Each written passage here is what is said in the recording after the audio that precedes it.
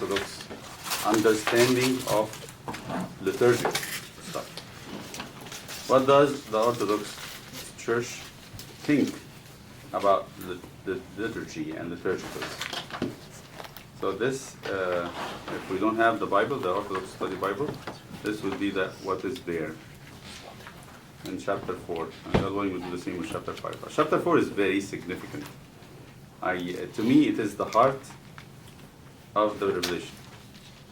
This is the heart, because everything happens either lead to those chapters or come out of those chapters. Out of those chapters we'll have the book with the seals, with the 7 seals.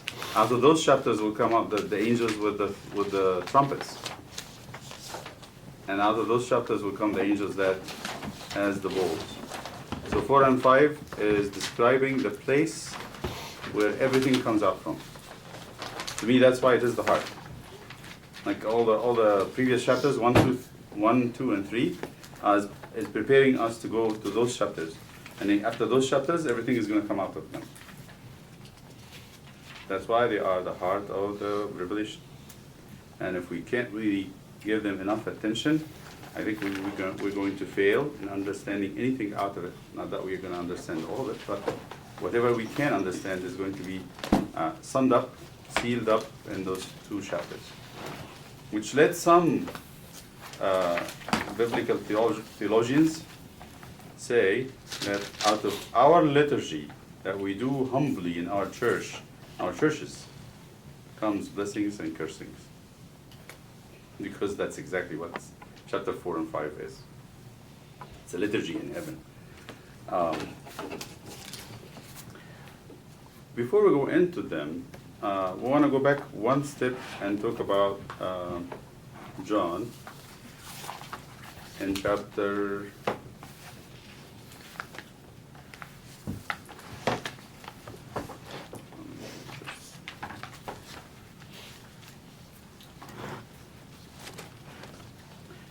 1, verse 10.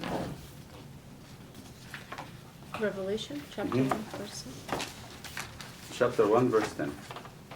It starts in 9 by saying, I, John. So this is John, the apostle. John, Revelation. The book of Revelation, chapter 1, verse 10. He says in verse 9, I, John, both your brother and companion in the tribulation. And in verse 9 it says, I was in the Spirit on the Lord's day. He's describing his manner of existence or being and his time. It was specifically the Kyriaki, the day of the Lord, which is, the Lord's day is Sunday. That's Sunday. So the people who study, the biblical scholars, they tell you this vision was seen on Sunday while John was in a liturgy. And it has a lot of similitudes, a lot of things similar to this, like Moses. So there's a lot of that we're going to see here. In chapter 4, at the beginning, it says, after these things I looked, and behold, a door standing open in heaven, and the first voice which I heard was like a trumpet speaking with me, saying, come up here. There is a similar situation here. Moses is commanded by God to get up the mountain. And on the mountain, God projects to him, has a little angel with a nuke projector, one of the most advanced projectors, and projecting to him all the stuff in heaven. And he was told, do exactly the same. So what was he shown? He was shown an altar. He was shown the tabernacle. He was shown an incenser, candle stands. So everything was told to Moses, this is an image of what is in heaven. Very clearly and very frankly. We're going to go through this. So apparently it is a liturgical chapter. Something about the service of God and his holy place. So let us read and then go back and read it in detail. So that's chapter 4. After these things I looked, and behold, a door standing open in heaven. And the first voice which I heard was like a trumpet speaking with me, saying, which voice he's referring to? This in chapter 1 again, chapter 1 verse 10, the next verse, I was in the Spirit in the Lord's day, and I heard behind me a loud voice as of a trumpet saying, I am the Alpha and the Omega, the first and the last. This was the voice of an angel who speaks on behalf of Christ. That's from the beginning. He says, that voice now is saying, I heard was like a trumpet speaking with me saying in chapter 4, come up here and I will show you things which must take place after this. Immediately I was in the Spirit, and behold, the throne sat in heaven, and one sat on the throne. And he who sat there was like a jasper and a sardius stone in appearance, and there was a rainbow around the throne in appearance like an emerald. Anybody knows the colors? I hope that our ladies will know the colors of these things. I know emerald. What's emerald like? Green. It's green. How about sardius and jasper? Is jasper That's clear? Purplish, lavender. It's royal. Royal. It is royal colors, it's purplish, yes. I don't know the sardius. Sardius has many colors. I think it's a bluish shade though. This- It's bluish. I think so. The most famous of them. They say they have all kinds of colors. The sardius stone. I would think it's a. Look at it.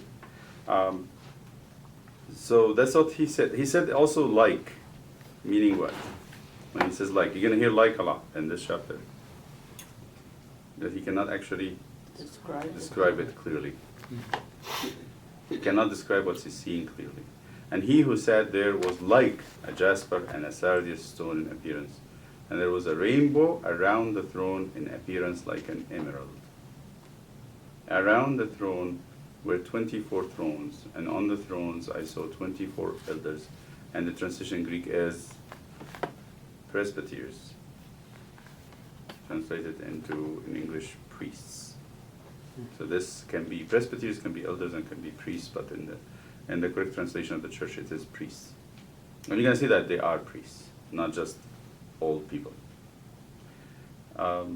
Sitting, yes? Oh, sorry. Sardis. It's like an orange. One. Yeah, it's beautiful. It comes in many different colors. I saw that they actually have many colors. Like for it. reddish orange. Yes, many hues. Yeah. So there's reddish hue and there's greenish, Yeah, you're right. blue. Yeah. Well, there's also, Yeah. they come in different stuff. That's Johnson. Jasper. So more bluish purple in a way, kind of. That's the color of the jasper. I think that's what he's hinting to. Around the throne were 24 thrones, and on the thrones sat 24 priests, sitting clothed in white robes, and they had crowns of gold on their heads. So they are priests crowned with gold crowns. And from the throne proceeded lightnings, thunderings, and voices. 7 lamps of fire were burning before the throne, which are the 7 spirits of God. Before the throne there was a sea of glass like crystal. In the midst of the throne and around the throne were 4 living creatures, full of eyes, in front and in the back. The first living creature was like a lion, the second living creature like a calf, the third living creature had a face like a man, and the fourth living creature was like a flying eagle. The 4 living creatures, each having 6 wings, were full of eyes, around and within. They do not rest day or night, saying, Holy, holy, holy, Lord God Almighty, who was and is to come. Whenever the living creatures give glory and honor and thanks to him who sits on the throne, who lives forever and ever, the 24 priests fall down before him who sits on the throne and worship him who lives forever and ever, and cast their crowns before the throne, saying, You are worthy, O Lord, to receive glory and honor and power, for you created all things, and by your will they exist and were created. That's the praise. Let's break this into small pieces because there's a lot here. Let's go to the stuff from the Orthodox Study Bible. So he starts by talking about after this, after these things in verse 1. What do they mean? He means by after this. So they say it does not refer to a chronological narrative, like this happened first, then happened, this happened next. And what you're going to see, it is not about what will happen first and what will happen next. It says here, it's almost like he's sitting in an eye of a tornado. and he sees things revolving around him. From time to time, he would have an open glimpse into something very far away. Sometimes he would see something closer.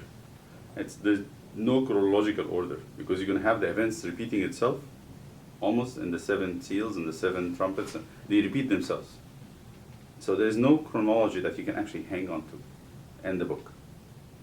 Think of it, things are revolving around John in a vision, and he's just seeing glimpses of this and this and this and this.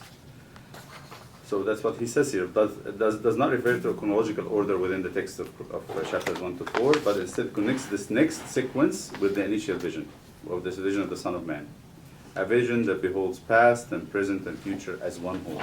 St. John writes as if we're from inside of an eye of an apocalyptic tornado, recording glimpses of the eschatological events that whirl by. The single open door through the vaulted firmament, which he saw in the beginning, allows vision into the depth of all mysteries. What is the depth of all mysteries? The celestial throne of God. Since earthly events have their origin in heaven, true insight into history can be attained only from that vantage point. Because historians have different points of view. True insight can only be, true history can only be seen from heaven. That's because heaven has a comprehensive view. Every historian sees it from their own point. If you are on earth, and you just say you're in America in the time of the Gulf War, you're going to write history from that point of view. If you are in Kuwait, you're going to write it from a different point of view, from Egypt, etc. But who does have the reality that sees everything? That's God. That's the throne of God. The idea of coming up, we want to go and read it, is reminiscent of Moses' invitation from God to ascend Mount Sinai. That's Exodus 19. We really need to go and follow these references. Exodus 19.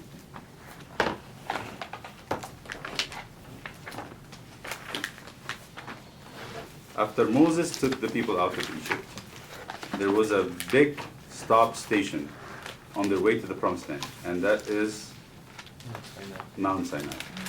They had to camp there, receive the commandments, receive the instruction of God on how to build the tabernacle, and then they moved.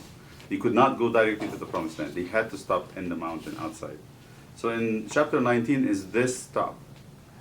So they actually, Moses documented very carefully. He says, in the 3rd month after the children of Israel had gone out of the land of Egypt, on the same day they came to the wilderness of Sinai. So the perfect 3 months. For they had departed from Rephidim, had come to the wilderness of Sinai, and camped at the wilderness. So Israel camped before the mountain. Moses went up to God, and the Lord called him from the mountain, saying, thus you shall say to the house of Jacob and tell the children of Israel, you have seen what I have done. And he gave them his conditions. You go to verse 24. After he finished giving the conditions, then the Lord said to him, away, get down, and then come up, you and Aaron with you. But do not let the priest and the people break through to come up to the Lord, lest he break out against them. So Moses went down to the people, spoke to them. So he's saying to him, come up to me in the mountain. And then God gave him the 10 commandments. That's chapter 20. So that come up was a prelude, the entourage, the entrance into the 10 commandments, then the laws. And this goes on to chapter, and you notice here after the commandments, go with me to chapter 23.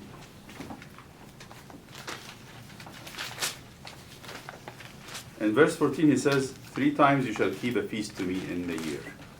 What's he giving him? He's giving him liturgical seasons.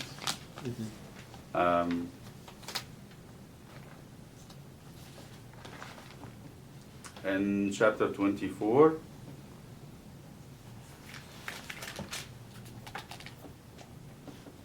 in verse 12, then after he gave them the stuff, he said, then the Lord said to Moses, come up to me on the mountain and be there, and I will give you tablets of stone.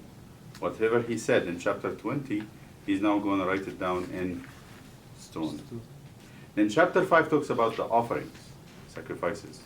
And in it also the Ark of the Testimony, where he's going to keep the stones. And he's going to give him the instructions on building a table for showbread.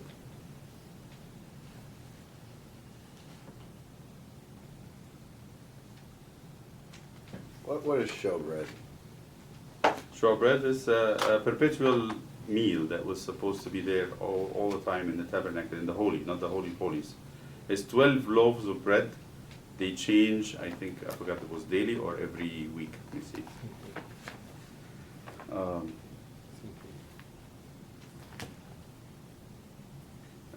Daily? I Might believe so, might be, yeah. it might be, yeah.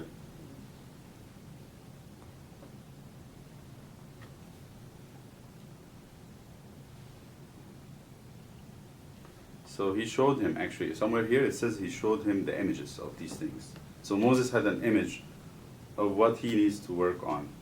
The gold lampstand in 31, the tabernacle in 26, the tent itself, the altar of burnt offerings on 27, the court of the tabernacle in 27, the care for the lampstand, how they care for the lampstands, the garments of the priesthood in 28, the ephod, the breastplate, other priestly garments, and then how they consecrate them.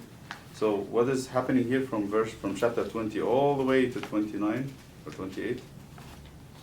It is a liturgical piece. It's actually about what to do, how to do, when to do, where to do. So it is all about how to serve God in the tabernacle. There is a piece here that is somewhere here, it might be in front of me, that is actually an image of the heavenly. It's very clear. This was an image of heavenly things. Just I want to make sure that we all understand this, that Moses was not given something that has no example. There is no origin. The origin of all these things is in heaven. There's a lot of reference to that in the Bible. Not only in Exodus, also in Hebrew, the letter to the Hebrews, and in Revelation, you can see that. That's So- every Saturday. So every Saturday, so every week. Yeah. So come up is a reminiscent of Moses' invitation from God in chapter 24, chapter 19. Is a command with liturgical overtones to enter the sanctuary, his high place. We go back to Revelation and chapter 4, the second and the third. Immediately he says, I was in the Spirit, and behold, a throne set in heaven, and one sat on the throne. This is not the first time that anybody sees God sitting on the throne. This is the image that Ezekiel, also Daniel, and Isaiah had seen it. And there's actually extra canonical images from Enoch, the book of Enoch, chapter 14. He had seen God sitting on a throne too. In Revelation, the sitting on the throne is repeated 40 times. And who sat on the throne is repeated 40 times. Sometimes the throne is described as white. White is kind of linked to judgment. White throne. What is the meaning? What is white in the biblical imagery? What's an image of? Purity. Purity. Right? So he sets to judge, means he is himself without blame. So he can set to judge. But in this image, he has a rainbow around him. What is the difference in imagery? What is a rainbow in the Bible? Not today. Excuse me. Cover? Yeah. Covenant with all of creation. Exactly. Not And that's today. why they say the image is linked. There's a link between the rainbow and the four that carries the throne. You have what? A face of a Lion. lion, Lion. which represents all animal kingdom. A face of And a man, which represents humans, Okay. and even angels. And what else? Okay. A calf, which represents the like the house animals, not the wild animals, domestic animals, right? And then who else? An eagle for all the birds. So in a way, in a symbolic way, it represents the whole creation of God under heaven. But also rainbow, because that covenant was made with the creation. God was not interested in just saving humans. With the humans, he saved the wild animals, the domestic animals, and the birds. And he had a raven, he had a dog with him in the ark. So as if this image is more friendly image, it's not the judgment image. When you come to the end of the book of Revelation, it is white throne. You get it? So in the beginning, it is the God that cares for the creation. All creation worship Him. All creation sees fatherhood in God. But at the end, it's a different image. It's actually the judging God. So there's a rainbow, sign of everlasting covenant, according to which He will not judge man again, as He did at the flood. Mercy triumphs over judgment. Thus, in the Orthodox Church, the altar table is sometimes called the throne. We call the throne is the place where we put the cup, part of the altar, where we have the blood. And this has to do with the Old Testament and the New Testament. Where we have the blood is what we call the throne, that little box. Why we call it the throne? Because in the Old Testament, for the Israelites to be forgiven, the high priest would have to take the blood and sprinkle it on the mercy seat. Why is it called the mercy seat? What's the seat? A throne. The mercy throne. It's a mercy throne because it has the rainbow, but also it is a mercy seat because it has the blood, Well, where the blood is sprinkled. if you're tying the rainbow to the first rainbow, the first covenant, the everlasting covenant, is the covenant that binds us Christians to God. It's bigger than the Mosaic covenant, It is. and it was sealed with blood. So this is heavy, this little rainbow. It's very heavy. Yes. It brings us back to the time before Noah, or Noah. Brings us to that time when God wanted to renovate the creation, but also not kill it, not completely. And then He say, not going to do this again. So what is the solution not to do this again? If I'm not going to send the flood, what is the solution? Salvation. It's got to be sending the Son. And that's the solution. That's where Christ comes in as a fulfillment of this.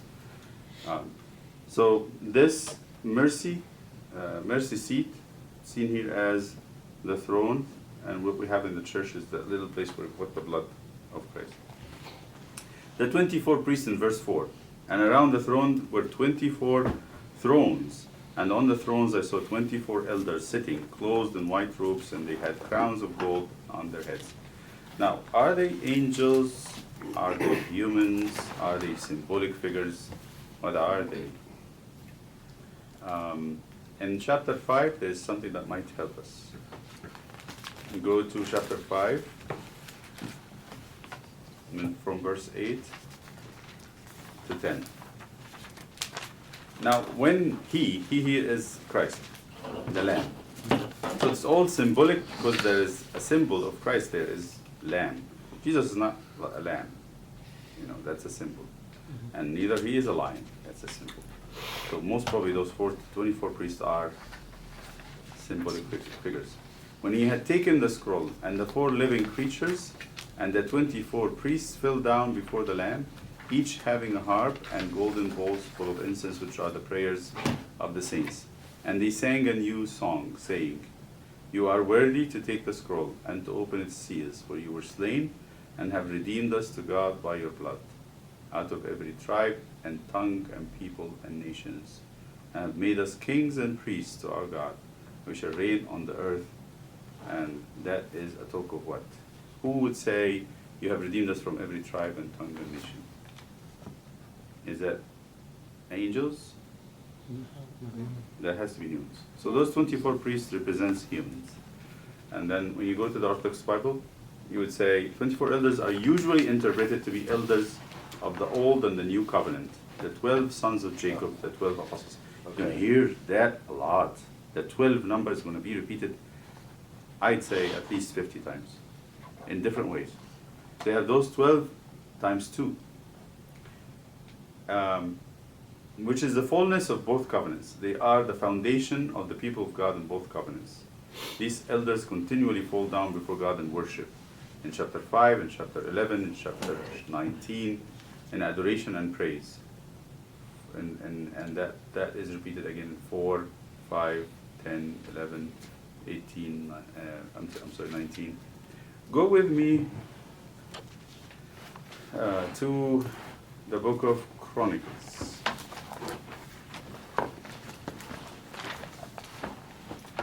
And it is 1 Chronicles 24.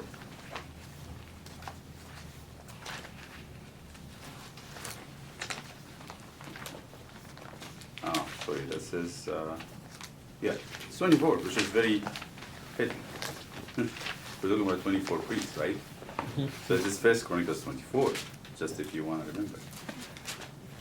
This is David's doing. He did this. Which verse? I want to start from verse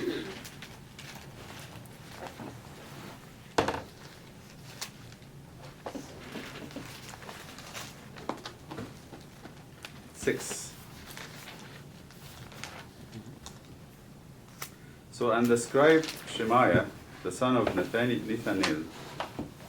one of the Levites, wrote them down before the king, the leaders, Zadok the priest, Ahimelech, the son of Abiathar, and the heads of the fathers' houses of the priests and Levites, one father's house taken for Eleazar and one for Ithamar.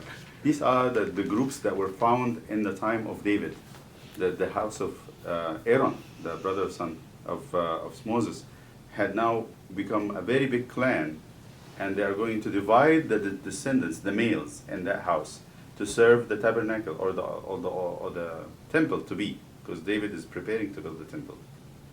So these are the Levites. Now go with me to, I think this is a priest. The priest, I'm sorry, the priests.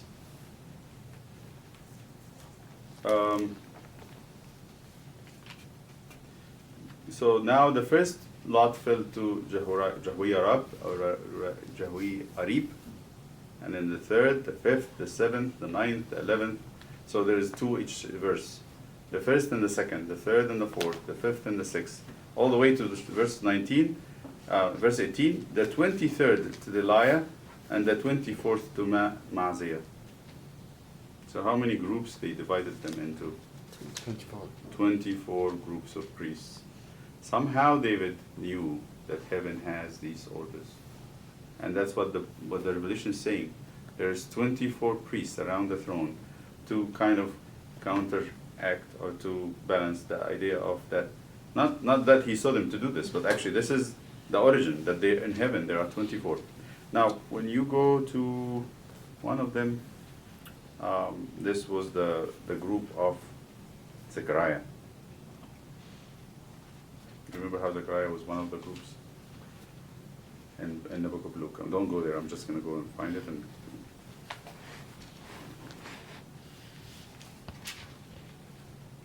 Zechariah's ministry. Abijah. His group is Abijah. Can you find Abijah here?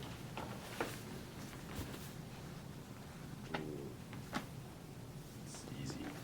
10. Verse 10, which group is it? 8. The 8th. It's the 8th group. Zechariah, the priest, the father of John the Baptist, was one of the priests in this division of Abijah, which is the division number 8.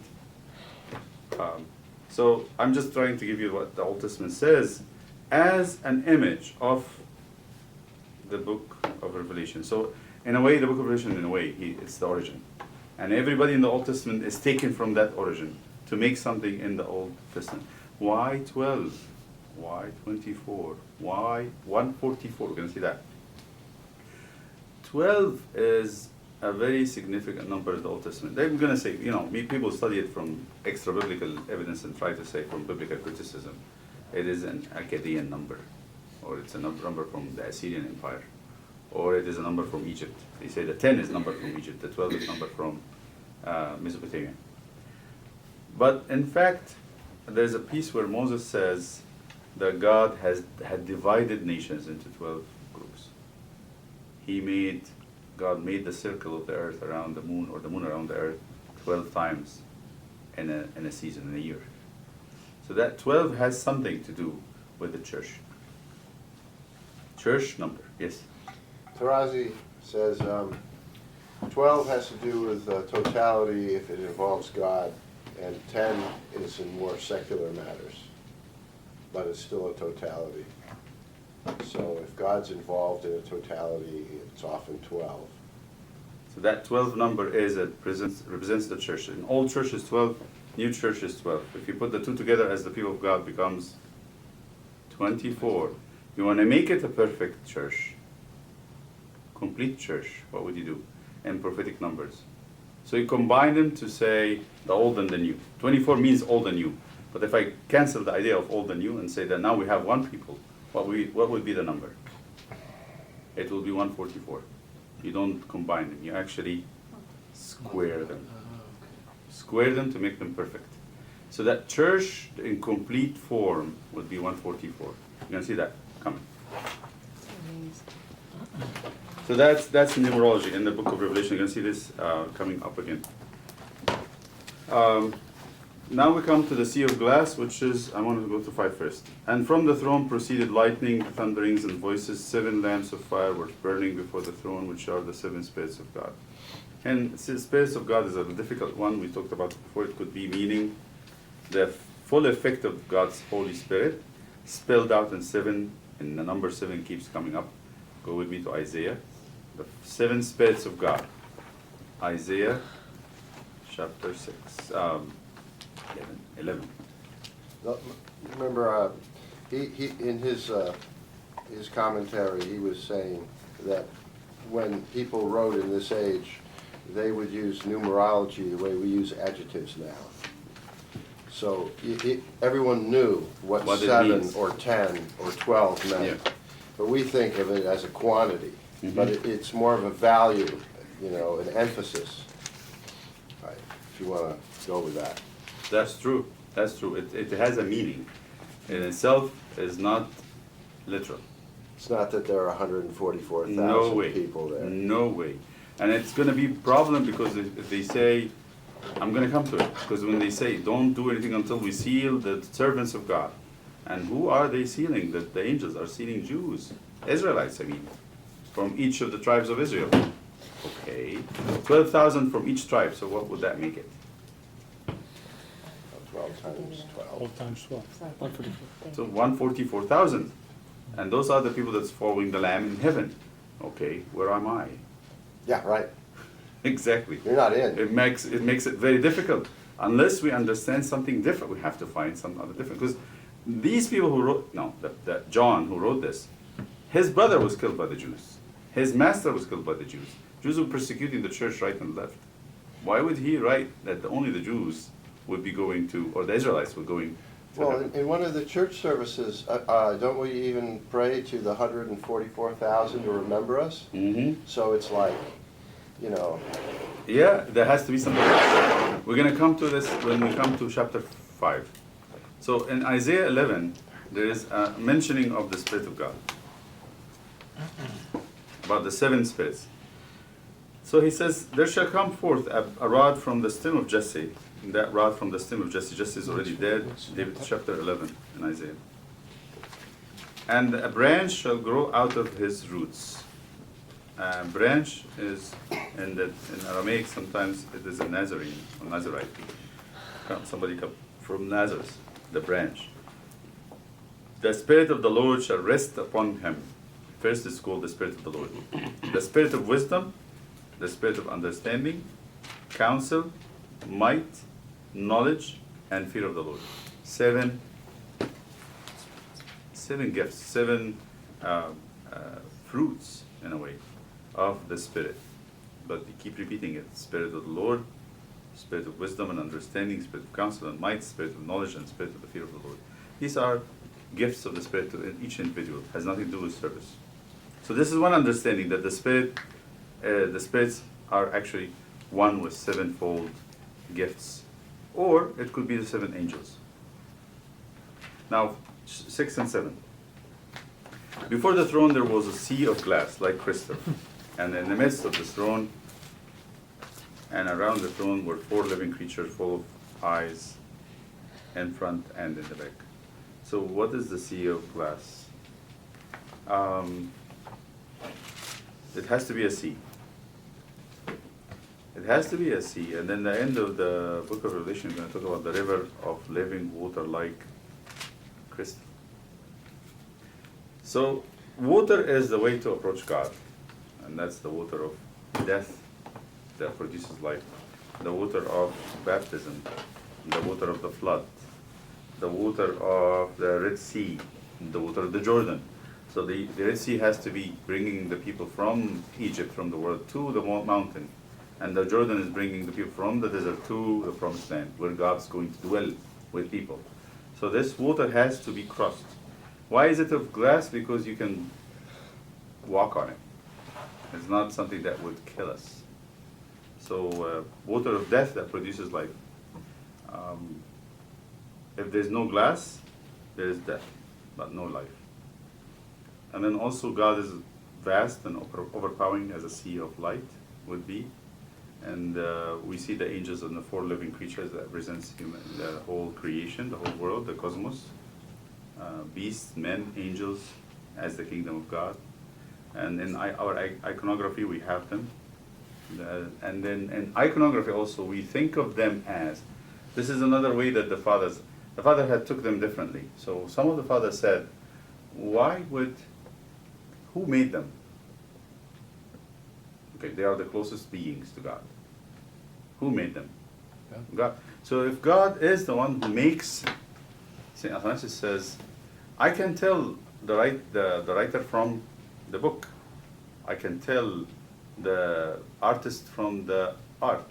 I can tell the musician from the music. So if God creates creatures that looks like lions, eagles, and man and calf, what would God be like? These are the closest creatures to him. So they said most probably this represents a view of Christ. So he's strong and brave like a lion. He's a servant and a sacrificial person in his love as a calf. Oh, He's very high. attributes. Exactly. He's very high and lofty, like beyond like the eagle. But he's also like us in a way. So they said most probably those represents four gospels. Because like for example St. John, very theological, very deep. And no matter how much you understand St. John, he's still beyond you. And that is like an eagle. Mm-hmm. St. Matthew gives you a genealogy that belongs to humans, that belongs to the Israelites. And he starts by describing Jesus as the son of Abraham and Isaac, and son of David. And he is the man, the king, because he's the king of Israel. And about St. Mark, he says it starts with very strong tone. He says, a voice crying in the wilderness, prepare the way of the Lord. And he says, Jesus in the Gospel of St. Mark, he doesn't leave a space for demons. He doesn't leave a space for weakness or temptation. He's very aggressive and very strong. And there's a fast beat, and he's very brave. He's like a lion. How about Luke? He says the image of Christ in Luke is a servant. Very humble, very ready to carry burdens, very ready to sacrifice, very ready to be with the meek and the lost. So what would that be like? A calf. After he serves all his life, at the end he would be slaughtered. So he said that these are four images of Christ. So the fathers of the church had seen in the four beasts a kind of image, a look on Christ from a different angle. So this is another way to look at the four creatures, but there's more to that. The four living creatures, each having 6 wings. The Orthodox Study Bible says this shows the very quick and very immediate execution of God's will. And also the other one, that they are filled with eyes. This to me is very special. They are filled with eyes. There is another rank of angels, they call them the seraphim. These are called the cherubim. Why? Cherubim means the carrier, the seat. They carry the throne of God. These are the one that's actually holding up the throne. Oh, like chariot. Like chariot, right? Uh, But then also the seraphim, which is translated in Hebrew, the fiery ones. They also have 6 wings and they're filled with eyes. And Pope Shenouda used to joke and say, what would you think a newly engaged couple talk about? Who's more glorious, the cherubim or the seraphim? You remember that? Yeah. So he used to joke with people. He say, do you think if the two, because they tell him, is it okay Abuna to date, Sayyidina to date? And would that affect my spiritual life and relationship with God? He said, what do you think we're going to talk about? Who's more glorious, the cherubim and the seraphim? So there is that nobody knows who's more glorious. Is the cherubim glorious more than the seraphim, or the seraphim more than? but they all have eyes, and they are very close to God in the throne. And that's, what is the meaning of full of eyes? They said in the Orthodox Study Bible, they say they have absolute vigilance. They are all seeing. They don't blink. They're always on attention. But I think it's much more than that. They have the deepest insights among all God's creature into divine essence. They are the ones that really are so attentive to who God is. They don't know Him totally, as He knows Himself, but I think they're the closest out of all God's creature. Because of that, when they utter praise, it is awesome.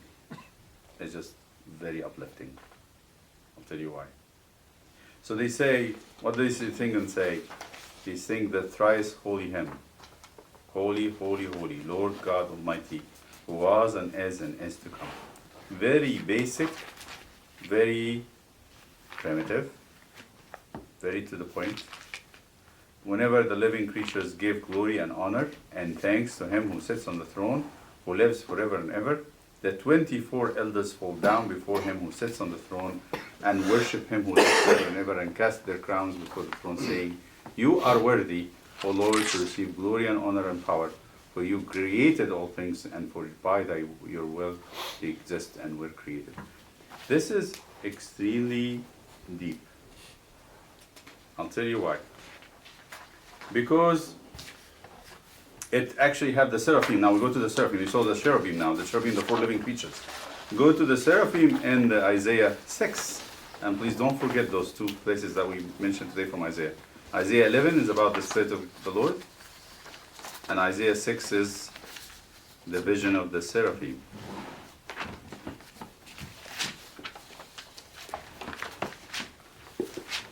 Again, you're going to notice something here. Now,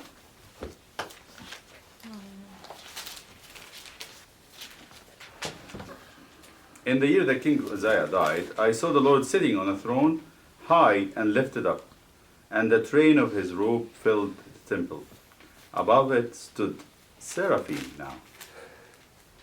Each one had 6 wings. With 2 he covered his face, with 2 he covered his feet, and with 2 he flew. And one cried to another and said, Holy, holy, holy is the Lord of hosts. The whole earth is full of His glory. It's a little different than the cherubim song. And the posts of the door were shaken by the voice of him who cried out, and the house was filled with smoke. So I said, you see, he didn't have that much effect when he saw the vision. But when the seraphim started to say something, to sing, the house was shaken, and also he was filled with terror. So I said, Woe to me, for I am undone, because I am a man of unclean lips, and I dwell in the midst of the people, a people of unclean lips. My eyes have seen the King of the Lord of hosts, the King of the Lord's hosts. Then one of the seraphim flew to me, having in his hand a live coal, which he had taken with tongues from the altar, and touched my mouth with it, and said, Behold, this has touched your lips, your iniquity is taken away, and your sin purged. What does that coal mean, Abuna? That's the communion. That's how the Father saw it. Something that cleans our lips when we take it. But the coal is hot. Yeah. Because It's it is very loaded with hot, the tongue. but it's hot with Yeah. heat from heaven, Yeah. not hot. It's not a regular coal, Mhm. because he It's- was holding with the tongue. Mm-hmm. That's divine essence. Fire in heaven is not fire on earth. It's not something to burn our body. One time we talk about this. What happens in the body of Christ in the tomb?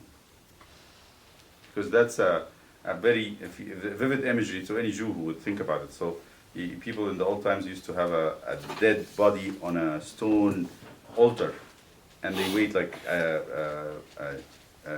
Abel and Cain. God's response to that was to accept the sacrifice. What was it? Fire comes down and eat it. That's very primitive in the beginning, in the very old times, in ancient times.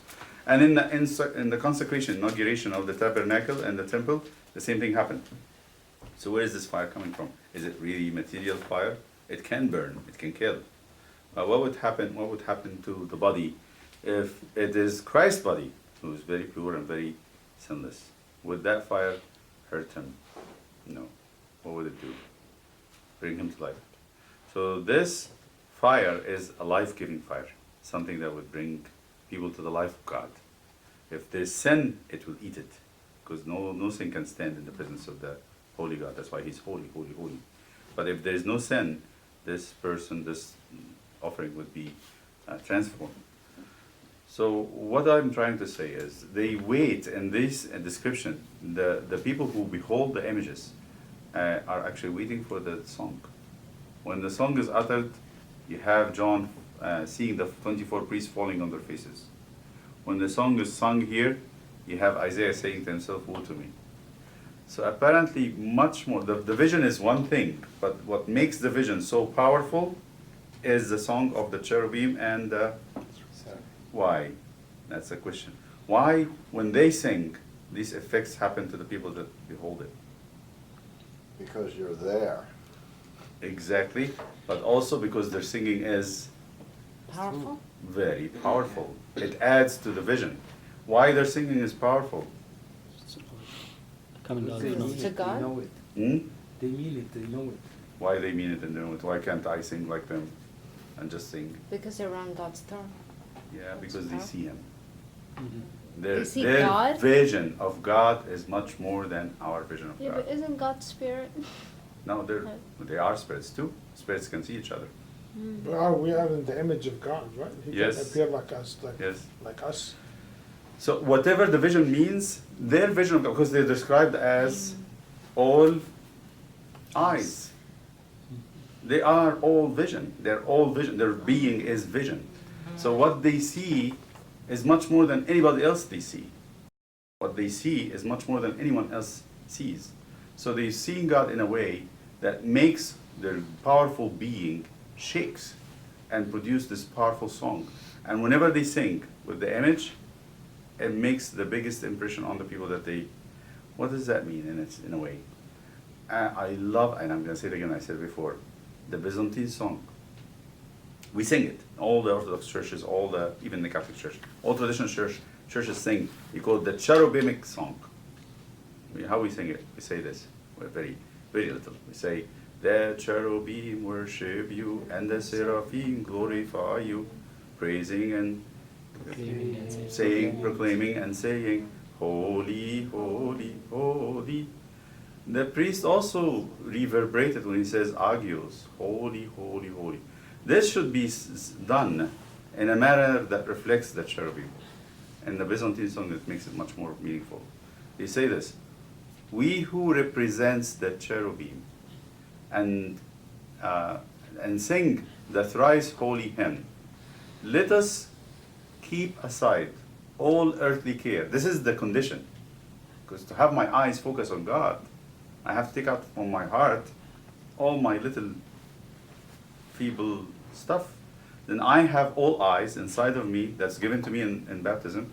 I can actually focus on the glory, on who God is. And when I sing, this is what the song says, "We who mystically represents the cherubim and sing the thrice holy hymn, let us lay aside all earthly care and go forth to behold the King of all, who comes invisibly on cherubic, on the heavenly powers." What does that mean? That we are responsible in the church to have a vision of God that reflects a song that shakes hearts. And that's what this is. Now, I'm trying to tell things in the perspective that the church, the Bible was written, and how we are going to. So that is taken from Isaiah and Revelation to say this: those who sing in the church should have a very pure vision of God in their hearts, so overwhelmed by His love that when they sing, they touch the hearts of anybody who is not, and make them feel like, wow, this is great. So this is the cherubic and the seraphim songs. This has been the doxology in the church since the beginning. You can have the Trisagion and the Holy God, Holy Mighty, Holy Immortal. That's another one. We use it over time. Have mercy on us. And this is done in many ways in different churches. The cherubic hymn has many versions, especially in the Eastern Orthodoxy. The Greeks have it, the Serbian has it, the Russian has it, and every one of them is a beauty. You might just not, get done with it when you listen to all of them. St. Basil has it, St. Ambrosius in the Latin tradition has it, St. John Chrysostom has it, and the Coptic Church has it, of course. Okay. How did the elders participate? When they hear, go back to that, when they hear that, and that's very interesting to see that when they hear, it is not just they coincide, they play the role by the side. No, it is when they hear, that's what is said. So, whenever the living creatures give glory and honor and thanks to him who sits on the throne, who lives forever and ever, the 24 elders, as if it is conditional. They don't do this when they want. They do it, there's nothing in heaven that is done by force. We have to understand, this is what we need to teach our kids. Nothing in heaven done by forcing oneself. It's a spontaneous action that comes from within. There's nothing else I can do better than this. I'm going to fall and worship God because this is how it feels like. This is how my being is responding. It's very instinctual in heaven. So when this is done, they fall instinctually in that worship action. They worship Him. And here it is a very interesting thing to worship God by falling down and throwing the crowns. The metania we do in the church, that full prostration is taken from heavenly worship. Is there prostration in heaven? You bet. That's what happens. And do we do it because we are all told to, like little children, you tell them on Great Friday, let's do the metanias, and they get a little bit giggly, and then they start doing it a little bit, and they get tired, and they stop, and they do it again. No, it is done because people, the creatures want to. They love to. They get so excited about it. Now, we'll go a little bit about the liturgy because we're done with the chapter.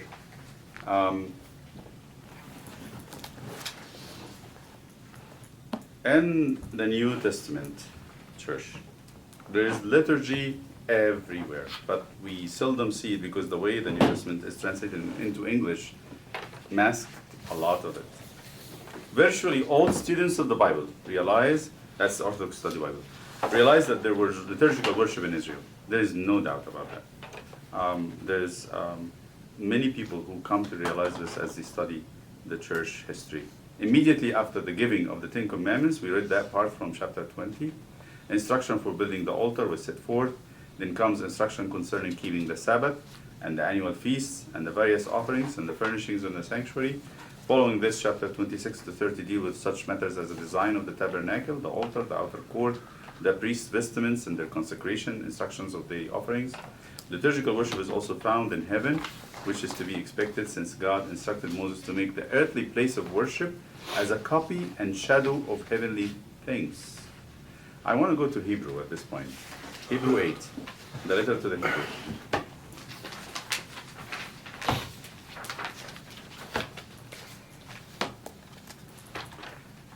In chapter 8 he says, now, it's and the letter to the Hebrew is in the New Testament, a little bit before Revelation.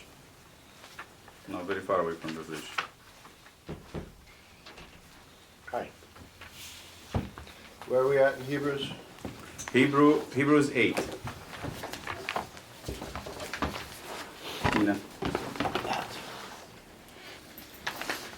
So now this is the main point of the things we are saying. We have such a high priest who is seated, that is Christ, who is seated at the right hand of the throne of the majesty in the heavens. A minister, by the way, minister is an English translation of a word that is very strong in Greek, and that word is, anybody knows that word? Liturgos. Liturgos, the servant of a liturgy. And in Greek used to be used for public servants, who does service for public benefit.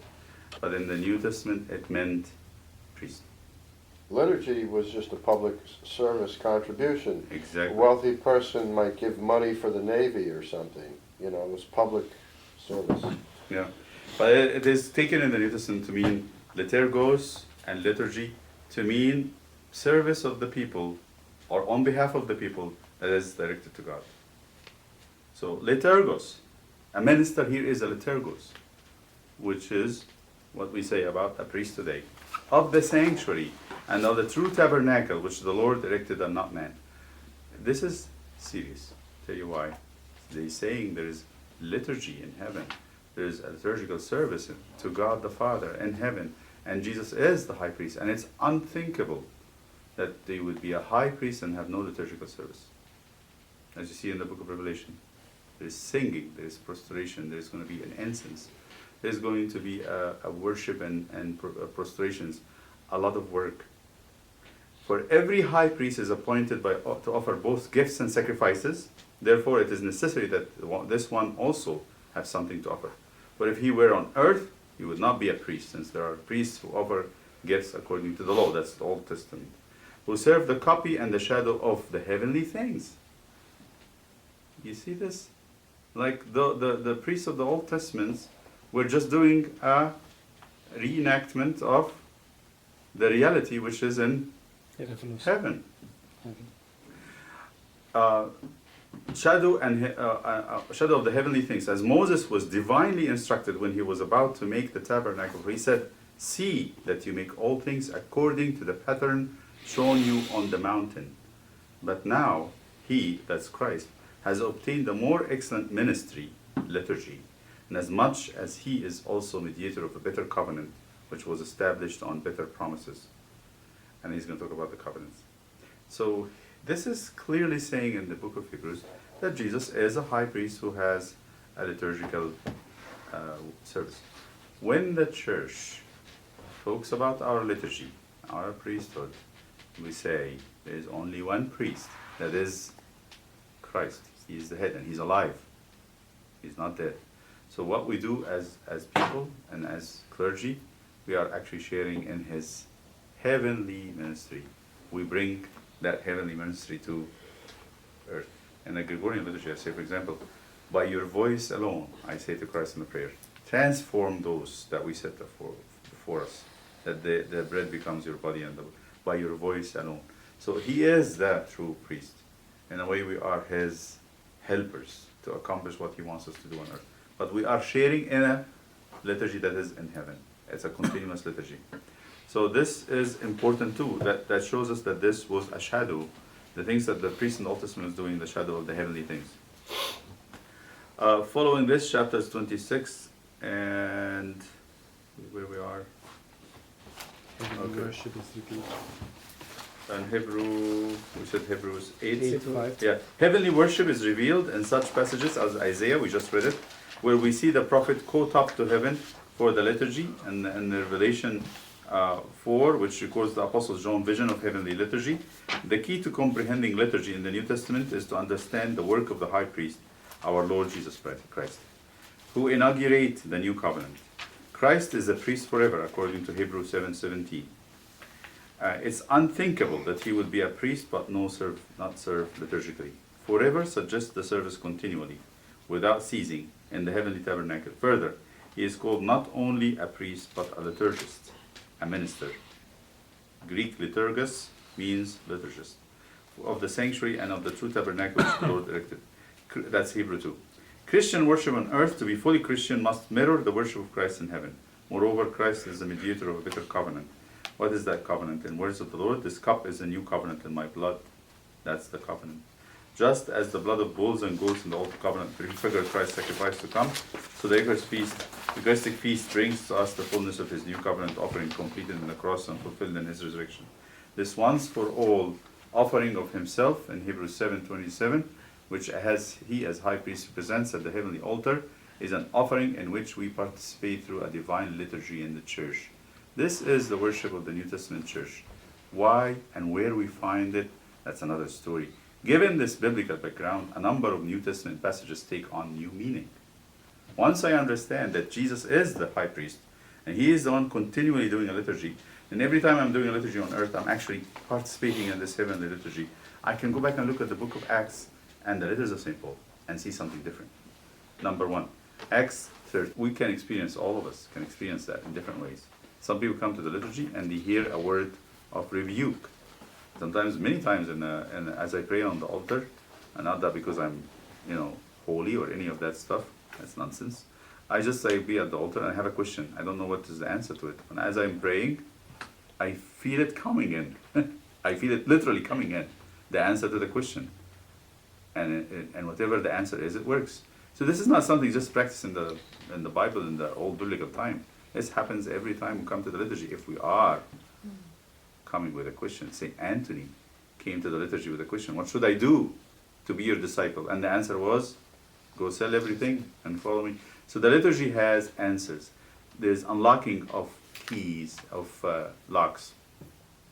Acts 27. Now on the first day of the week, what is the first day of the week? Sunday, the Kyriaki. When the disciples came together to break bread, and again, this is another key word. Breaking bread here means the thanksgiving and the breaking, the liturgy. Paul, ready to depart the next day, spoke to them. Communion was held each Sunday by the witness of all the writers in the 1st and 2nd century. Romans 16:16. Greet one another with a holy kiss. A kiss of greeting was common in this ancient culture. The holy kiss, however, was an element of the Christian liturgy that signified the people of God were reconciled to one another so that they might receive the body and blood of Christ in peace. He said it again, I think, and also, not Thessalonians, it was in the 2nd Corinthians. So he Ephesians, meant a kiss at that time was like, it was a common thing in the culture. was a kiss in mouth? Or like, Some kissed with the mouth. Some culture kissed in the mouth. And some was just on the cheek. And I think this was almost like a kiss on the cheek. Ephesians 5:14, awake you who sleep, arise from the dead, and Christ will give you light. There's a lot of St. Paul, beautiful pieces, we talked about this in Philippians, that were songs in the church. This is an ancient baptismal hymn, already in use by the time of Ephesians were written. Other examples of creeds and hymns of the New Testament are seen in 1 Timothy, 2 Timothy, in Philippians. There's songs that the church used and St. Paul used them. Remember we said this about the one from the 2nd chapter. We said, as he was found in the form of God, he did not consider it robbery to be equal to God, but he humbled himself and was of no reputation, and he was obedient to the point of death. And all this was hymns and the liturgical worship of the first church. Hebrews 13:10, we have an altar. That's very clearly, specifically said by Paul in Hebrews and also in Corinthians. 1 Corinthians 10, he compares the table of the Lord, he calls the table of the Lord, to the pagan altars and the Israelite altars. Reveals the continuation of the altar in the New Testament worship. Revelation 1:10, I was in the spirit of the days of the Lord's day. Many scholars believe John saw the vision of Christ during the Sunday liturgy, as the Lord appeared to him in the midst of the 7 lampstands. We have lampstands in the church. You'll see that more in the Byzantine rites, but we have lampstands. In the Byzantine rites, before the altar, on the door, I would love to get, because in the Coptic rite it should be there too. Lampstand, brass lampstand on each side of the door of the sanctuary, where the icon of Christ is, where the icon of St. Mary is. There's lampstands with candles. They represent to us the entrance to heaven. So this lampstands would be found in Christian sanctuary just as they were in the Hebrew symbol.